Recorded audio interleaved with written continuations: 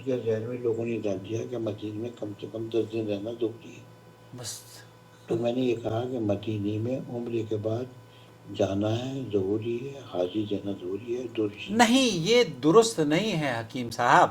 حکیم صاحب یہاں آپ بھی غلط ہیں اور آپ کے جو ساتھی سفر کر رہے ہیں وہ بھی غلط ہیں.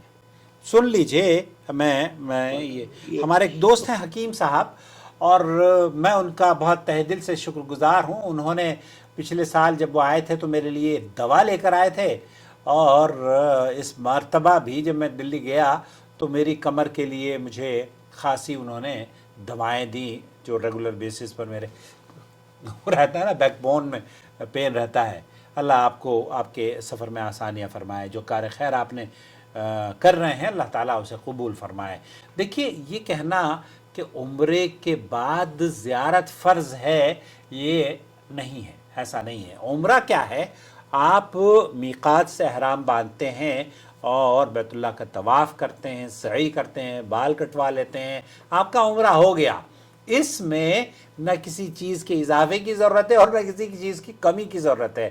آپ کو یہ کہنا کہ مکہ مکرمہ میں عمرہ ہوتا ہے، حج اور عمرہ مکہ مکرمہ سے اس کا تعلق ہے.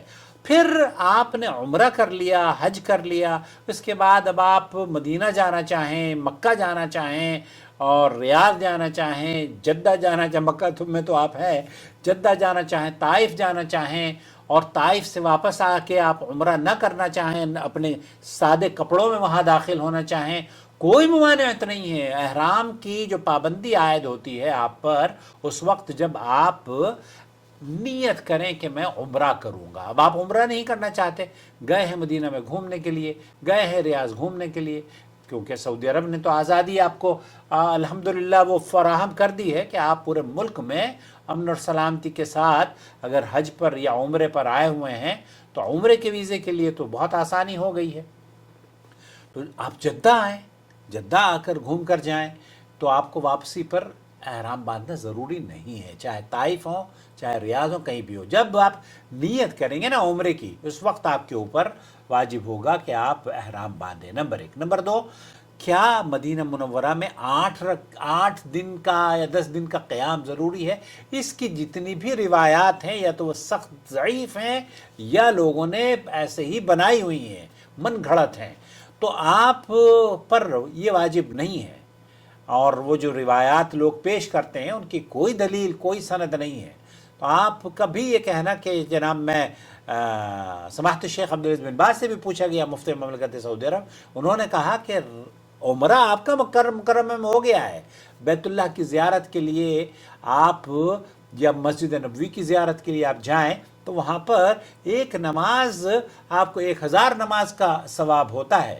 مسجد نبوی میں آپ نمازیں ادا کریں، بیت اللہ مسجد نبوی میں جائیں تو درود و سلام پڑھیں، نبی کریم صلی اللہ علیہ وسلم کی قبر کی زیارت کریں.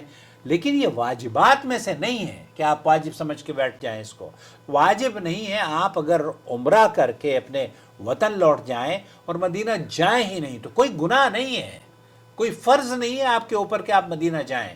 مدینہ جانا بہت فضیلت کی بات ہے، مدینہ میں رہنا بہت فضیلت کی بات ہے. اگر کوئی صاحب استطاعت ہے تو وہاں پر رہے، اگر کوئی صاحب استطاعت ہے تو وہاں پر اگر حضرت عمر تو موت کی دعا کیا کرتے تھے. اللہ کے رسول نے بھی فرمایا ہے کہ اگر آپ کا بس چلتا ہے اور آپ اپنے آپ کو ربط مدینہ منورہ سے جوڑ کر رکھنا چاہتے ہیں اور یہ خواہش رکھتے ہیں کہ میری موت ہو مدینہ منورہ میں، تو فلیفعل، پھر آپ کو ایسا کرنا چاہیے. تو حضرت عمر کے بارے میں مشہور ہے کہ آپ مدینہ منورہ میں وفات کی دعا بھی کیا کرتے تھے. تو اس کی تو مدینہ منورہ کی فضیلت بہت ہے، اس میں کوئی دو رائے نہیں ہے. لیکن یہ سمجھنا کہ عمرے کے ساتھ مدینہ منورہ جڑا ہوا ہے اور یہ واجب ہے اور آپ پر وہاں جا کر درود پڑھنا فرض ہے. فرض اللہ تعالیٰ نے صرف 5 رکعت نمازیں دن میں کری ہیں. روزہ رمضان کا فرض ہے، لیکن یہ جو آپ نے خود ہی اپنے اوپر فرض کر لیا ہے اس کی کوئی حیثیت نہیں ہے. امید ہے آپ کا سفر آسانی سے گزرے گا، کٹے گا اور امن و سلامتی کے ساتھ آپ اپنے وطن لوٹیں گے. السلام علیکم ورحمۃ اللہ وبرکاتہ. شهر رمضان الذي أنزل فيه هدى للناس وبينات من الهدى والفرقان